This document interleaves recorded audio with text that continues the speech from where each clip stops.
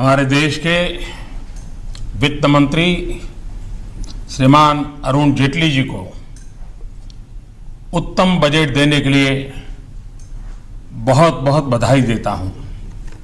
ये एक ऐसा बजट है जो गरीब को सशक्त बनाएगा, बुनियादी ढांचे को और मजबूत भी बनाएगा, गति भी देगा, हर किसी की उम्मीदों को अवसर देगा, अर्थतंत्र को एक नई ताकत देगा, नई मजबूती देगा और विकास को बहुत तेजी देगा।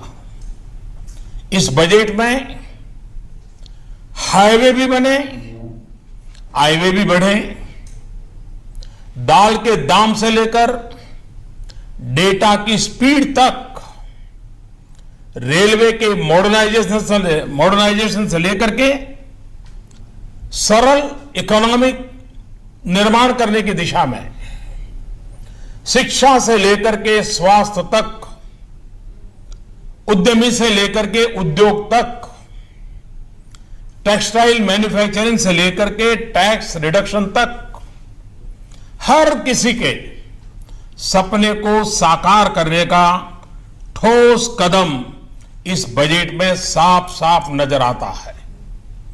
इस ऐतिहासिक बजट के लिए वित्त मंत्री के साथ साथ उनकी पूरी टीम भी अभिनंदन के अधिकारी है। ये बजट देश के विकास के लिए पिछले 2.5 वर्ष में जो कदम उठाए गए, जो फैसले लिए गए और भविष्य में और मजबूती के साथ आगे बढ़ने के इरादों के बीच ये एक बहुत महत्वपूर्ण कड़ी है। इस बजट को मैं देख रहा हूं। एक अन्य महत्वपूर्ण कदम है कि रेलवे बजट को जनरल बजट में मर्ज कर दिया गया है। इससे पूरे ट्रांसपोर्ट सेक्टर, उसको इंटीग्रेटेड प्लानिंग में मदद मिलेगी। देश में परिवहन से जुड़ी आवश्यकताओं की पूर्ति में रेलवे अब अपना योगदान और बेहतरीन तरीके से कर पाएगी। यह बजट कृषि क्षेत्र, ग्रामीण क्षेत्र, सामाजिक कल्याण, इंफ्रास्ट्रक्चर, इन सभी क्षेत्रों में एक विशेष ध्यान आकर्षित करता है। निवेश बढ़ाने और रोजगार के नए अवसर पैदा करने की दृष्टि से सरकार की जो प्रतिबद्धता है वो इस बजट में साफ साफ नजर आती है। इन योजनाओं के लिए आवंटन में भी बहुत बढ़ोतरी की गई है।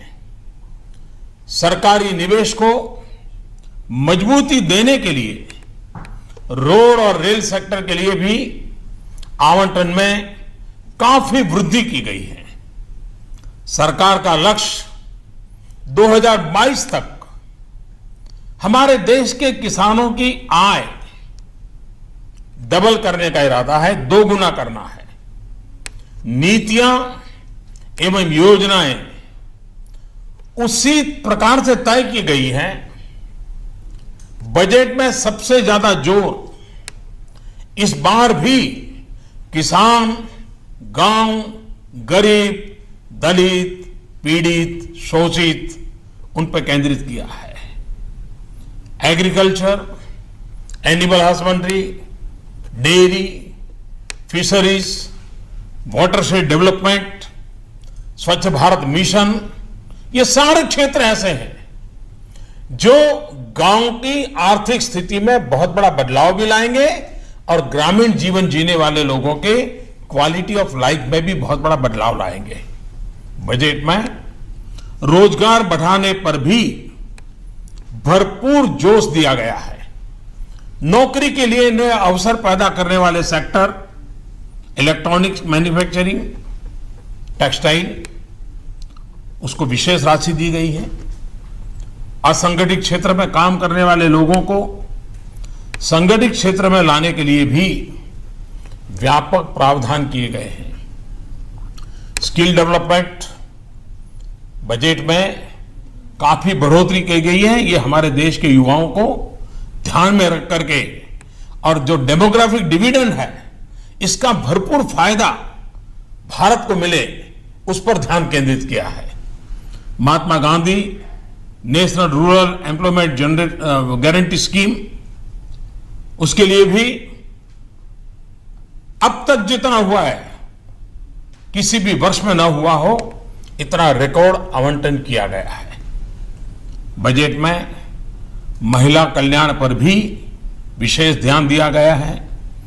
महिलाओं और बच्चों से जुड़ी योजनाओं के लिए बजट में वृद्धि की गई है। स्वास्थ्य और उच्च शिक्षा के लिए भी बजट में काफी बढ़ोतरी की गई है। आर्थिक विकास में तेजी लाने और रोजगार के नए अवसर बनाने में हाउसिंग और कंस्ट्रक्शन सेक्टर, इसकी बहुत बड़ी भूमिका है।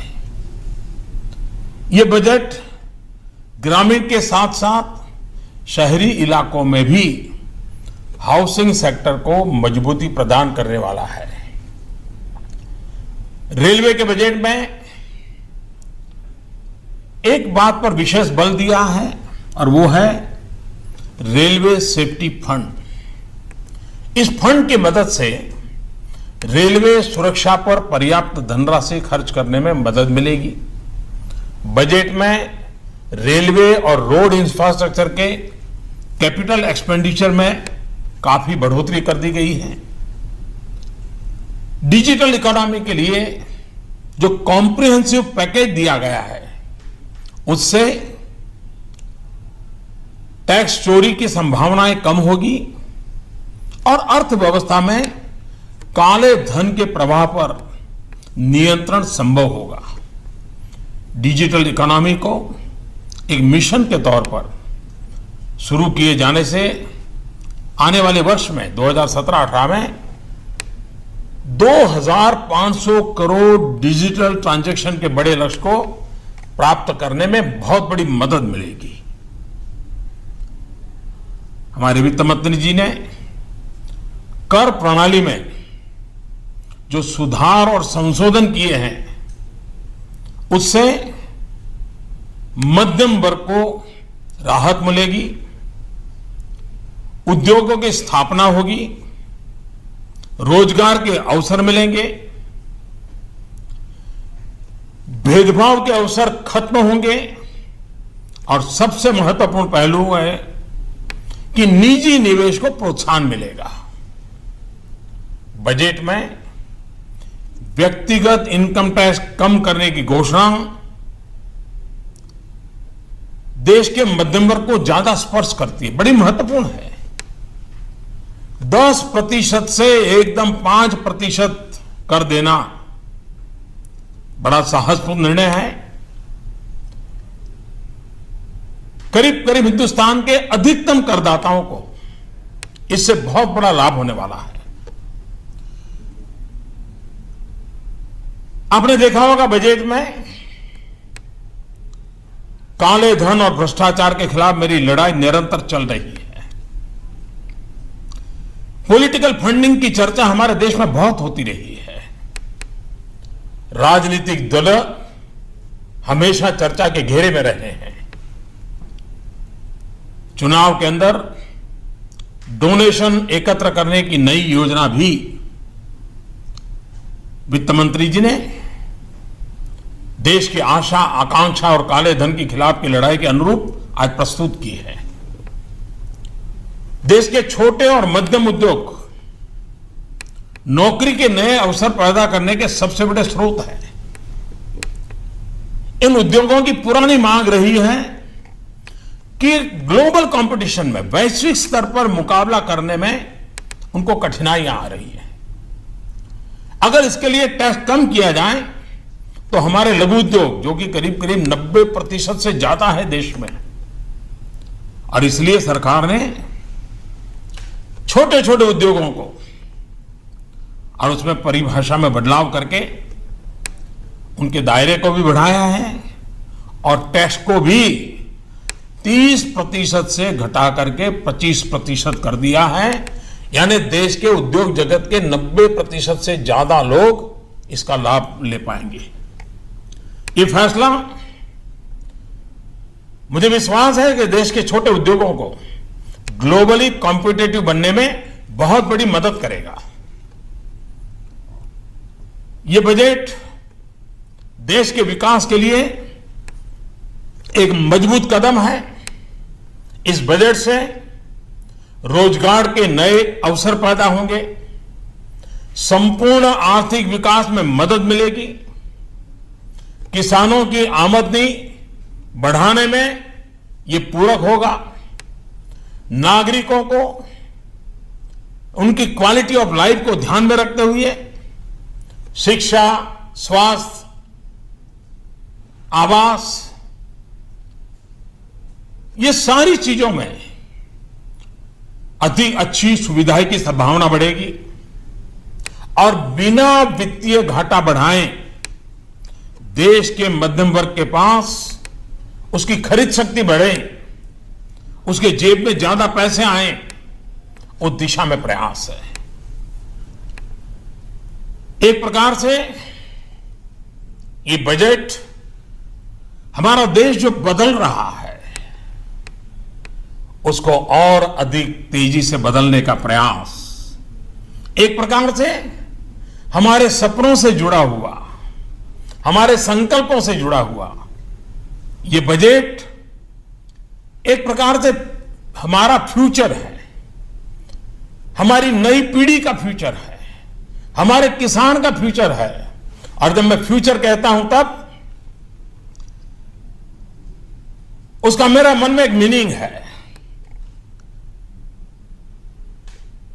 ऐप से फार्मर्स, किसानों के लिए, यू से अंडर प्रिविलेज, दलित, पीड़ित, शोषित, वंचित, महिला, उनके लिए, टी से ट्रांसपेरेंसी, पारदर्शिता, टेक्नोलॉजिकल अपग्रेडेशन, आधुनिक भारत बनाने का सपना, यू से अर्बन रिजुविनेशन, शहरी विकास के लिए, और आर से रूरल डेवलपमेंट, ग्रामीण विकास के लिए, और ई से नौजवानों के लिए एम्प्लॉयमेंट, उद्योग साहसिकों के लिए एंटरप्रेन्योरशिप, एनहांसमेंट, नए रोजगार को बढ़ावा देने के लिए, नौजवान उद्यमियों को बढ़ावा देने के लिए मैं इस बजट के लिए इस फ्यूचर को प्रस्तुत करते हुए